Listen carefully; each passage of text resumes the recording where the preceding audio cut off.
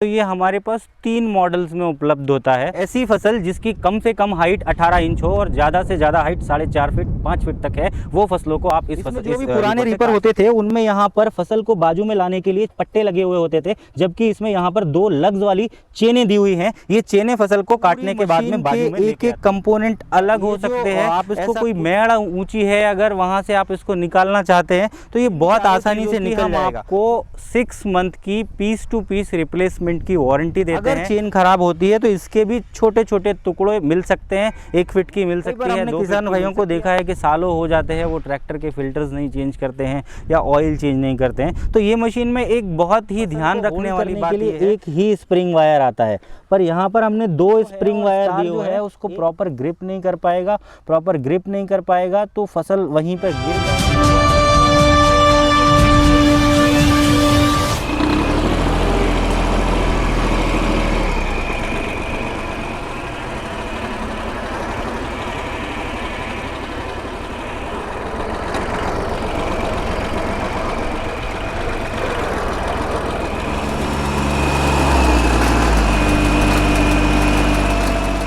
नमस्कार दोस्तों, आपका एक बार फिर बहुत बहुत स्वागत है वसुंधरा कृषि यंत्र के YouTube चैनल में। मैं हूं आपका दोस्त भानु प्रताप सिंह ठाकुर। आज मैं आपको हमारा जो हाइड्रोलिक मोटर ऑपरेटेड रीपर है उसके मिनी ट्रैक्टर के वर्ज़न के बारे में बताने वाला हूं। उसके अलावा भी मैं आपको ऐसी बहुत सारी जानकारियां देने वाला हूं जो आपको इसके बारे में जान लेना बहुत ज़रूरी है ख़रीदने से पहले। तो अगर आप कहीं पे भी इसको ख़रीदने का प्लान बना रहे हैं तो इस वीडियो को बिल्कुल भी स्किप ना करें, पूरा वीडियो देखें। मैं पहले आपको इसके टेक्निकल जो पॉइंट्स हैं, क्या क्या चेंजेस हमने किए हैं, ये दूसरे रीपर से कैसे बेहतर है और क्यों बेहतर काम करता है, क्या ख़ास बात इसमें है, वो सारी चीज़ें मैं आपको बताऊंगा। और उसके बाद मैं आपको वीडियो में बताऊंगा कि भाई ये किस परिस्थितियों में चलता है या किन परिस्थितियों में नहीं चलता है, या अगर इसमें कोई कंप्लेंट आती है, कोई ख़राबी आती है तो क्या आती है, उसमें हमारी क्या रिस्पॉन्सिबिलिटी होती है, हमारी क्या जवाबदारी होती है, हम किसानों को किस हद तक सपोर्ट करते हैं और हम क्या करते हैं, वो सारी जानकारी मैं आपको देने वाला हूँ। या किसानों की क्या राय होती है, अगर किसान कोई परेशान किसी वजह से हुआ है तो क्यों हुआ है, वो सारे पॉइंट्स हम इस वीडियो में कवर करेंगे। वीडियो थोड़ा लंबा हो सकता है तो मेरा अगेन आपसे यही रिक्वेस्ट है कि वीडियो को कंप्लीट देखें, स्किप बिल्कुल ना करें। इससे आपको पूरी इस मशीन के बारे में जानकारी मिलेगी। सबसे पहले मैं आपको ये बताऊंगा कि ये जो हाइड्रोलिक मोटर ऑपरेटेड रीपर है, मेरी समझ के हिसाब से दुनिया भी कह सकते हैं या देश में सबसे पहले बनाने वाली हमारी कंपनी है वसुंधरा कृषि यंत्र, और लगभग 2 सालों से हम इसको बना रहे हैं और इसने बहुत ही रीपर के क्षेत्र में क्रांति लाई है, बहुत ही बदलाव किए हैं, रीपर के प्रति लोगों की सोच को बदला है और बहुत ही कारगर साबित ये हो रहा है और बहुत ही डिमांड में है। अभी इसकी पूरे टेक्निकल पॉइंट के बारे में बात करें तो ये हमारे पास 3 मॉडल्स में उपलब्ध होता है कि 5 फीट पहला जो कि मिनी ट्रैक्टर्स पे लगता है, 6 फीट होता है और 7 फीट होता है। तो जो 7 फीट की मशीन होती है वो बड़े साइज़ के ट्रैक्टर्स पे लगती है। यहाँ पे मिनी ट्रैक्टर और बड़े ट्रैक्टर से मेरा मतलब साइज़ से ज़्यादा है। जैसे कि ये मित्सुबिशी 180 है, वीएसटी शक्ति 180 है, तो इस पर जो रीपर लगा हुआ है ये 5 फीट का है।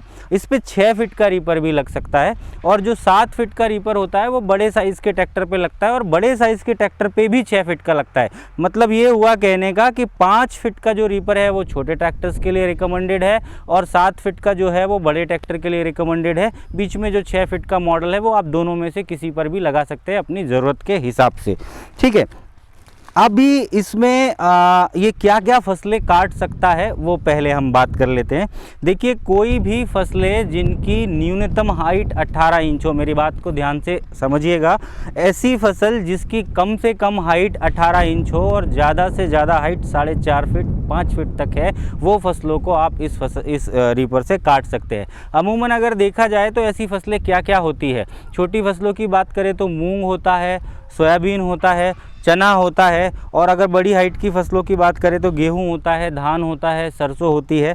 इस तरीके की फसलें ये काटने के काम में आती है और भी इस तरीके की बहुत सारी रीज़न वाइज अलग अलग फसलें हो सकती है। मैंने एक बात आपसे पहले भी बोली कि कम से कम 18 इंच की फसल होनी चाहिए या फसल की हाइट 18 इंच होनी चाहिए।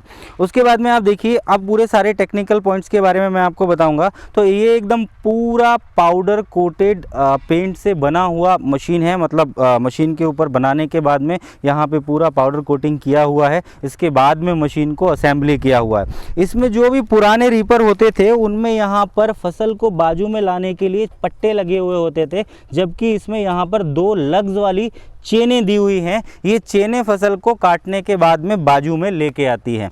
दूसरी बात जो है, उसमें जो पुराने रीपर्स आपके पास देखते हैं आप, उनमें क्या होता है, एक फिंगर होता है और फिंगर में एक ब्लेड बार मूव करता है, जिससे फसलों में वाइब्रेशन बहुत ज़्यादा होता है, झड़ने की समस्या भी कई बार सुनने में किसानों से आती है।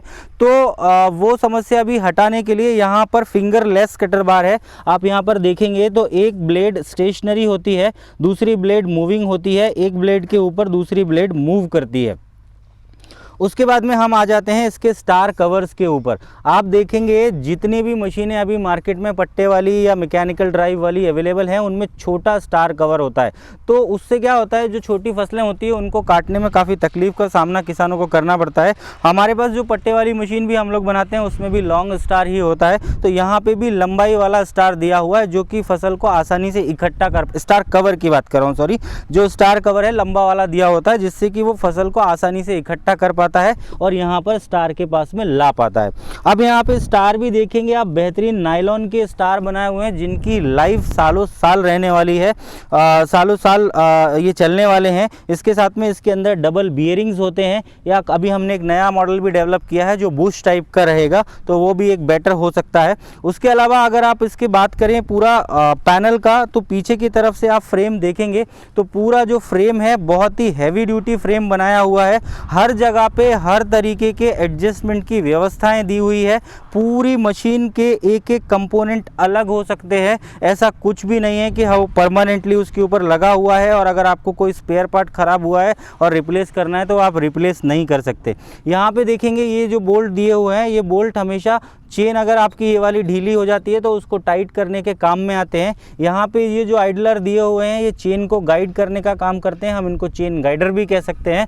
उसके बाद यहाँ पर पूरी फिटिंग को देखें तो बिल्कुल कॉम्पैक्ट फिटिंग है, जो कि टायर के बिल्कुल पास में आई हुई है, जिसकी वजह से जो अगले टायरों पे रीपर का वज़न आता है वो बहुत कम वज़न आता है। ये बहुत पास होने की वजह से ये ऊपर नीचे की तरफ में मूवमेंट करता है, जिससे कि जब आप इसको उठाएंगे तो आप देखेंगे कि इसकी हाइट आधे टायर के बराबर, या जो ट्रैक्टर की धड़ी जिसको बोलते हैं, वहाँ तक के आ जाती है। तो वहाँ तक आने से क्या फ़ायदा होता है आपको कि ये जो आप इसको कोई मेड़ ऊंची है, अगर वहाँ से आप इसको निकालना चाहते हैं तो ये बहुत आसानी से निकल जाएगा। छोटे ट्रैक्टरों में अक्सर समस्या ये आती है मैकेनिकल वाले रीपर लगाने में कि एक ड्राइव शाफ्ट होती है जो ट्रैक्टर के इस धड़ी के नीचे से पीछे तक जाती है।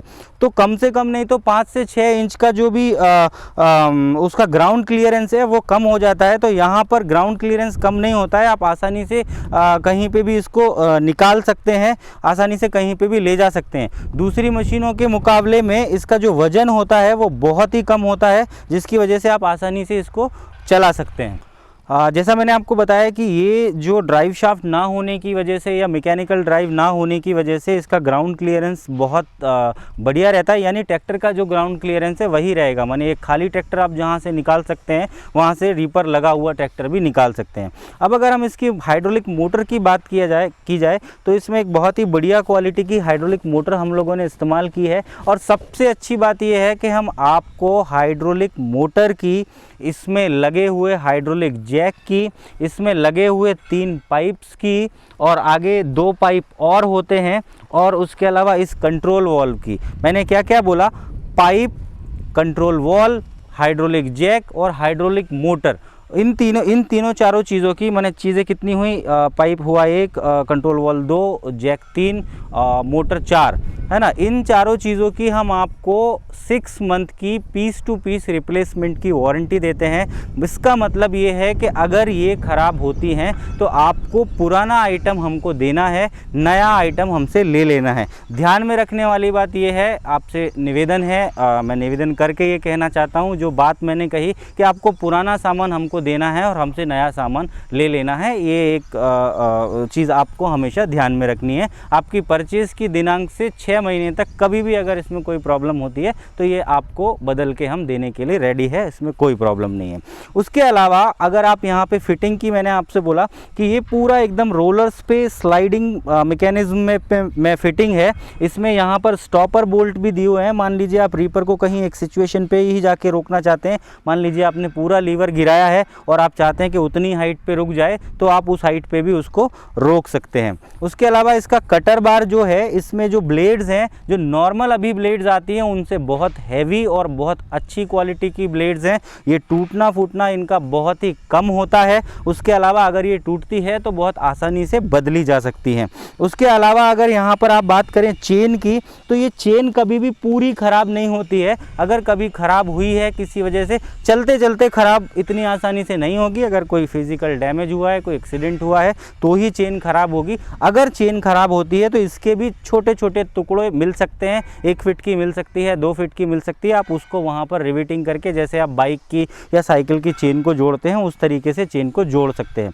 उस तरफ भी ड्राइव के लिए जो चेन दी हुई है वो चेन भी मोटरसाइकिल की चेन होती है, बहुत अच्छी क्वालिटी की डायमंड कंपनी की चेन हम उसमें इस्तेमाल कर रहे हैं। वो भी इस तरीके की होती है कि आप उसको अगर कुछ उसमें ख़राबी हुई है तो आप रिप्लेस कर सकते हैं। उसके अलावा जो सारे नट बोल्ट्स होते हैं वो नॉर्मल जो भी साइजेस होते हैं, जो स्टैंडर्ड्स होते हैं उन्हीं के हिसाब से होते हैं। सभी ग्रेडेड मटेरियल के होते हैं। इसमें जो भी शाफ्टें लगाई हुई हैं वो सब ग्रेडेड मटेरियल की हैं, नॉर्मल लोहे की नहीं है। यानी इतनी आसानी से ख़राब होने का कोई चांस उसमें नहीं होता है। फिर भी अगर कोई चीज़ ख़राब होती है तो वो आफ्टर परचेज़ आपको अवेलेबल है एज अ स्पेयर पार्ट। उसको आप कभी भी ले सकते हैं, कभी भी परचेज़ कर सकते हैं, मतलब आप सालों साल चला सकते हैं। सबसे बड़ी बात यह है कि आप अभी तक जो भी रीपर खरीद रहे थे उनमें मान लीजिए आपने किसी कंपनी से रीपर खरीदा है और उसका पार्ट्स वहाँ से कुछ ख़राब हो गया और वो पार्ट्स आपने उस कंपनी से बुलाया है, तो इस बात की बिल्कुल कोई गारंटी नहीं है कि वो पार्ट्स मशीन में फ़िट हो जाएगा। पर यहाँ पे 100% इस चीज़ का अश्योरेंस है कि अगर यहाँ से कोई पार्ट आपका ख़राब होता है, आपको चाहिए है, तो वो 100% वहाँ पर उस मशीन में फ़िट होगा। वो कोई डायमेंशन चेंज नहीं होते। हमारे 1000 मशीन भी होंगी तो सभी उन्होंने एक ही जैसे पार्ट्स हमने इस्तेमाल किए हुए होते हैं।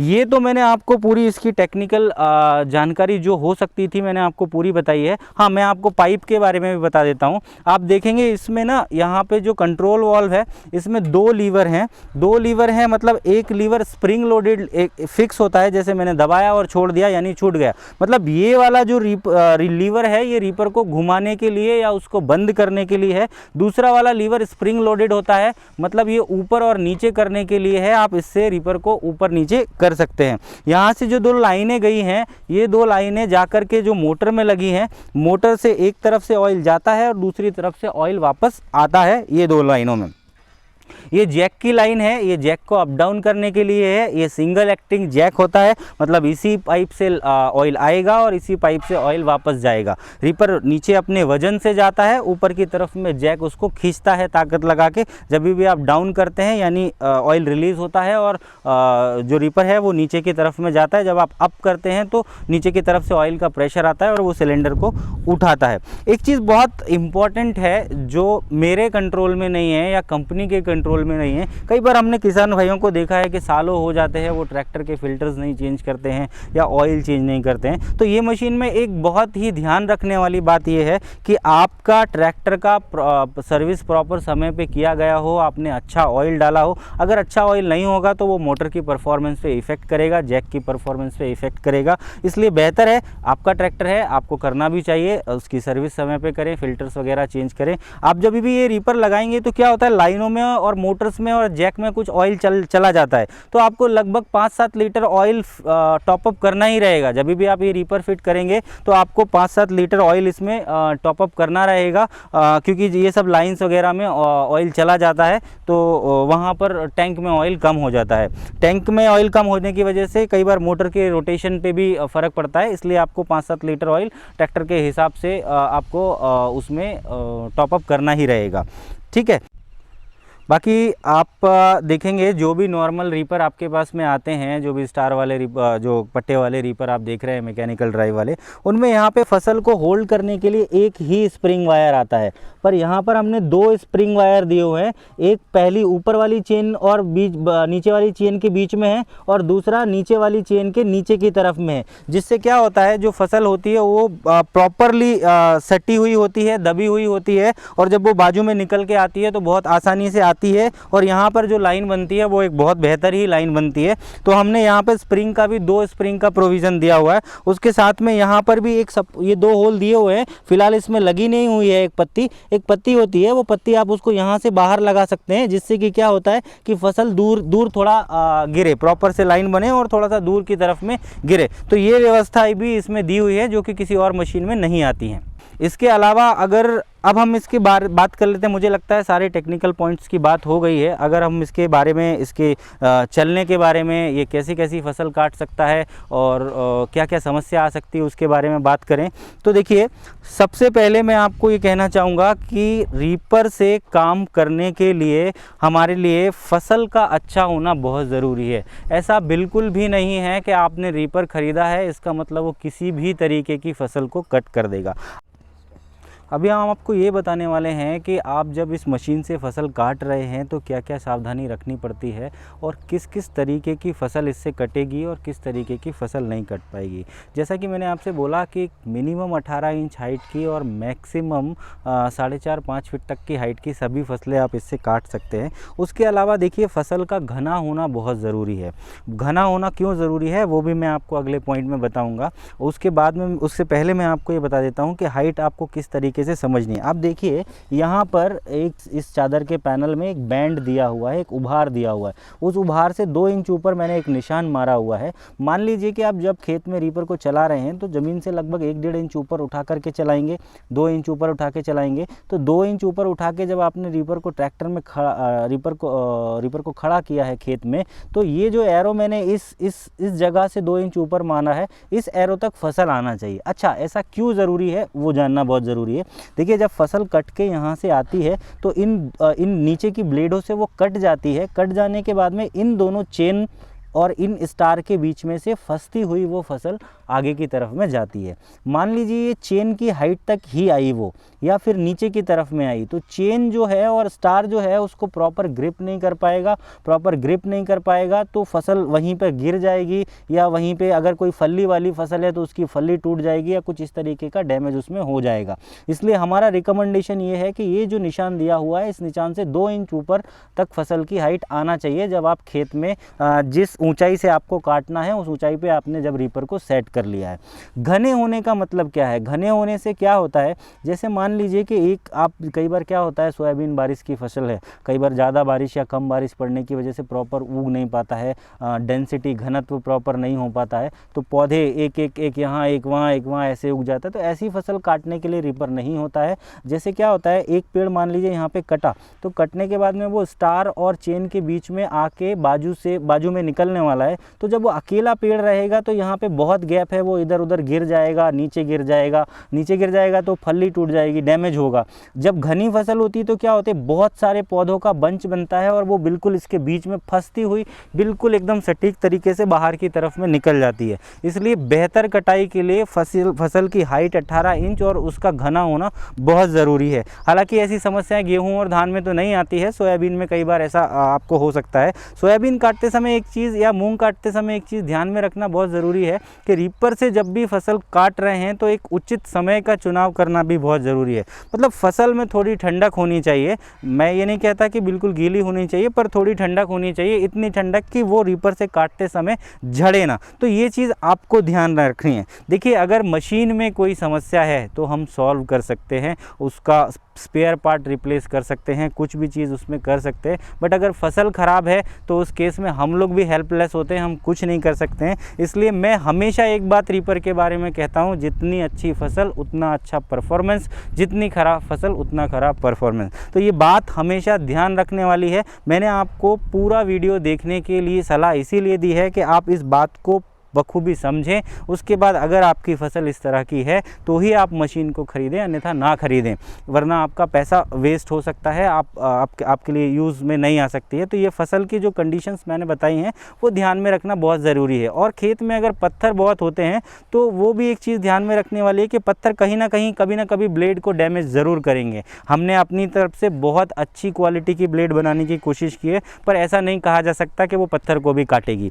तो ये एक चीज़ बहुत ध्यान में रखने वाली है। उसके अलावा मैंने आपको हमारी मशीन पे भी कई जगह पे निर्देश होते हैं कि फसल काटते हुए मशीन को मोड़े ना। अगर आप फसल काटते हुए मशीन को मोड़ेंगे तो ये जो स्टार है, मान लीजिए कि ये पौधा यहाँ पर आया है और अगर आपने फसल ट्रैक्टर को मोड़ा तो अगर इस तरफ मोड़ा तो ये जो स्टार है इस फसल को ऐसा धकाएगा तो ये ऐसी टेढ़ी हो जाएगी और टेढ़ी होने के बाद इस सरिये के नीचे चली जाएगी। नीचे चली जाने से वो ब्लेड के नीचे से ब्लेड ऊपर रह जाएगी और फसल नीचे रह जाएगी और वो पौधा छूट जाएगा। अक्सर कई बार लोग बोलते हैं हाँ फसल छोड़ रही है, तो फसल छोड़ने की स्थिति तभी बनती है या तो फसल लेटी हुई है या फिर आप चलाते समय स्टीयरिंग को बहुत मूव कर रहे हैं। तो इसलिए रीपर चलाते समय ये बहुत ध्यान रखने वाली बात है कि आप ट्रैक्टर को बहुत ज़्यादा मोड़े ना, और जब मोड़ रहे हैं तब कटिंग ना करें। तो एक चीज़ ये हो गई। उसके अलावा एक चीज़ और एक बताने वाली बात थी, अगला पॉइंट ध्यान में रखने वाला ये बहुत ज़रूरी है कि मशीन कभी भी लेटी हुई फसल नहीं काटती है। कोई भी फसल अगर ज़मीन पे लेटी है, जैसे लेटने की जो प्रॉब्लम होती है वो जनरली धान में या गेहूँ में आती है, सोयाबीन में नहीं आती है। तो मशीन कभी भी लेटी हुई कोई फसल नहीं काटती है। हाँ, ऐसा हो सकता है कि अगर कुछ थोड़ा बहुत एरिया इस तरफ में लेटा है और आप सामने की तरफ से मशीन चला रहे हैं तो काट देगी, पर अगर इस तरफ में लेटा है और इस तरफ से चलाएंगे तो वो और उसको दबा देगी, उसको खड़ा करके काटेगी नहीं। तो मैं रिकमेंड नहीं करता, मैं कमिट नहीं करता, पर मैं आपको एक तरीका बता सकता हूँ कि इस तरीके की फसल जब है तो आप सामने से ट्रैक्टर चलाएंगे तो आप उसको आसानी से थोड़ा लेटी हुई फसल भी काट सकते हैं। दूसरी चीज़ ये है कि आपको अगर कभी भी किसी भी तरीके के स्पेयर पार्ट की ज़रूरत होती है तो आप हमसे ले भी सकते हैं। उसके अलावा हमने एक स्पेयर पार्ट का किट इसके साथ दिया हुआ है कि इसमें देखिए एक तार दिया हुआ होता है, जो कि तार वहाँ पे लगा हुआ था, चेन के लग्स दिए हुए हैं अगर चेन ख़राब होती है तो। उसके अलावा ब्लेड्स इसमें दो तरीके की ब्लेड होती हैं, दोनों तरीके की ब्लेड दो दी हुई है हमने। उसके अलावा जो स्टार में पिन लगती है वो दी हुई है साथ में, और स्टार में जो बेयरिंग लगते हैं वो भी दिए हुए हैं साथ में। उसके अलावा आप देखेंगे दो तरीके की चेन इसमें लगती है, तो दोनों चेन लॉक्स भी हमने साथ में दी हुई हैं, और आपको स्टार भी एक हम इसके साथ में फ्री ऑफ कॉस्ट दे रहे हैं, जिससे कभी भी आपको किसी भी तरीके की छोटी मोटी समस्या आती है तो वो आप अपने हिसाब से सॉल्व कर सकते हैं। मुझे लगता है कि मैं जितनी भी जानकारी इस मशीन के बारे में सही स्पष्ट आपको दे सकता था वो मैंने सारी जानकारियां आपको दी हैं। फिर भी आपका किसी भी प्रकार का डाउट है तो आप हमसे कमेंट करके ज़रूर पूछें, हम आपको आपके हर सवाल का जवाब देंगे। या फिर आप हमारे नंबर्स पर, यहाँ पर भी देखिए नंबर दिया हुआ है और आपको स्क्रीन पे भी हमारा नंबर मिलेगा, आप इस नंबर पे हमें व्हाट्सएप करके पूछ सकते हैं, आप इस नंबर पे हमें कॉल करके पूछ सकते हैं। किसी भी प्रकार की जानकारी अगर आप इसके बारे में चाहते हैं तो आप हमसे ज़रूर पूछें। हमारे पास सभी ट्रैक्टर्स के लिए, मिनी ट्रैक्टर्स के लिए, आपके बड़े ट्रैक्टर्स के लिए भी उपलब्ध है, इवन स्वराज कोड के लिए भी उपलब्ध है। इस तरीके की मशीनें हमारे पास पावर टिलर के लिए भी उपलब्ध है और पावर वीडर के भी लिए उपलब्ध है। मतलब 3 फीट से लेकर 7 फीट तक की सभी मशीनें हमारे पास उपलब्ध हैं। आप जब भी चाहें हमसे ख़रीद सकते हैं। ख़रीदने का प्रोसेस आपको पता है, या फिर आप इस फ़ोन नंबर पे हमसे बात करके ले सकते हैं। थैंक यू, आपका बहुत बहुत धन्यवाद वीडियो देखने के लिए। आपसे निवेदन है कि ऐसी ही नई रोचक जानकारियों वाली, या आपके काम की जानकारी वाली, या कृषि यंत्रों के जानकारी वाली वीडियो देखने के लिए हमारे चैनल को सब्सक्राइब ज़रूर करें, लाइक करें। वीडियो अगर पसंद आया है तो शेयर ज़रूर करें। धन्यवाद।